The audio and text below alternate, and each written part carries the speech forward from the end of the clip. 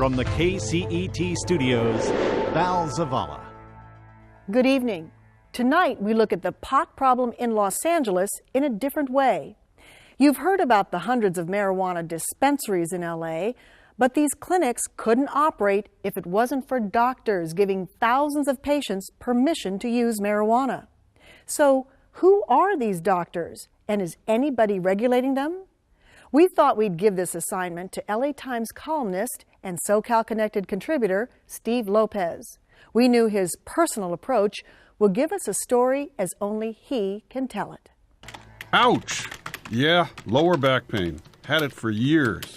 I feel it shooting down my leg and right up my spine, too. Conventional medicine, painkillers and stretching don't offer much relief. So maybe it's time to jump on the bandwagon and try something herbal. Yeah, I think I need some medical marijuana. You didn't hear it from me, but they say it's a cinch to get a marijuana recommendation in California, where the herbal industry is booming. But if you want to go that route, where do you even begin? I started with listings of doctors, and believe me, there's no shortage in Greater LA. For the sake of convenience, I picked one in Glendale, not far from where I live. To be honest, I was a little nervous as I walked into the doctor's office. What if I wasn't sick enough? What if he said no? What if this was some kind of sting and I'd be arrested on the spot? Geez, I hadn't even gotten my permission slip yet and I was already paranoid. Turns out there was no reason to worry. The doctor didn't even lay a hand on me, and when I tried to show him where it hurt, he said not to bother. I'm a gynecologist, he said. I was in and out of that guy's office in 10 minutes, and for a mere $150, I had permission to legally buy ganja, weed, grass, reefer. Geez, I guess it really is that simple, which explains why business is brisk. My doctor didn't want to talk about it on camera, so I went looking for another physician willing to step out of the shadows and talk about his practice. And what hurts? What brings them in here? What are the medical conditions? I mean, you can imagine any type of pain from any cause. So people who, Vietnam War veterans, Iraq War veterans, downtown street war veterans, job-related injuries, auto accidents. These are some of the basic causes of pain. So, would I have gotten the same drive-through exam from Eidelman, who charges $250, as I did from my gynecologist? I'm going to look at your back, I'm going to touch your back, I'm going to ask you to bend over, that kind of a thing, and I'll be able to see, yes, the muscles are in spasm, yes, there's positive trigger points that react to it. So I am going to do more of an exam than the other doctor did. Well, I'm glad Dr. Eidelman wasn't my first choice. But do you ever deny a recommendation to somebody that just doesn't measure up, you don't trust? Yes. That they have a condition? Yes. How often does that happen? It's not the majority. It happens. Every day? Not every day, no. Every week? Probably, yeah. Back when Eidelman left psychiatry for medical marijuana in the mid-90s, he was one of only a few such doctors in Los Angeles. And twice he was targeted by state authorities for being perhaps a bit too compassionate with his patients.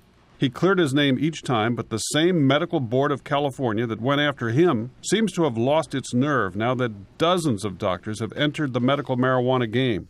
Only 11 medical marijuana doctors have been disciplined since 1997. I called the board to see what gives, and I got nowhere. With no real explanation, their mouthpiece wouldn't let me talk to a single board member about keeping closer tabs on this growing army of Mary Jane MDs. Here's the statement the board finally sent me.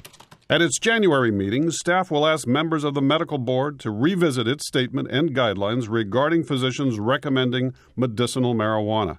In light of the way in which people can get recommendations, staff is not sure the statement is clear to physicians or consumers, or if it should be strengthened.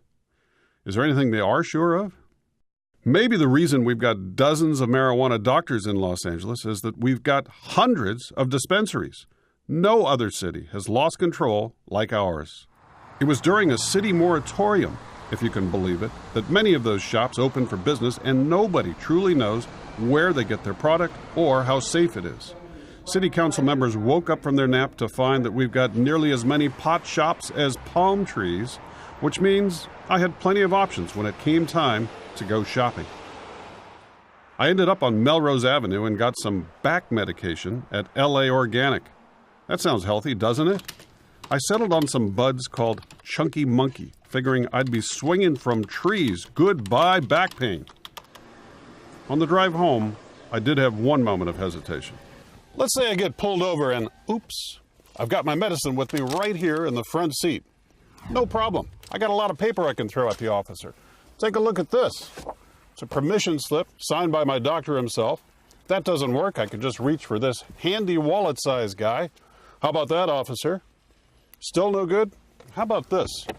This one, also signed by my doctor, has my license on it. As long as I don't leave home without these, they ain't locking me up.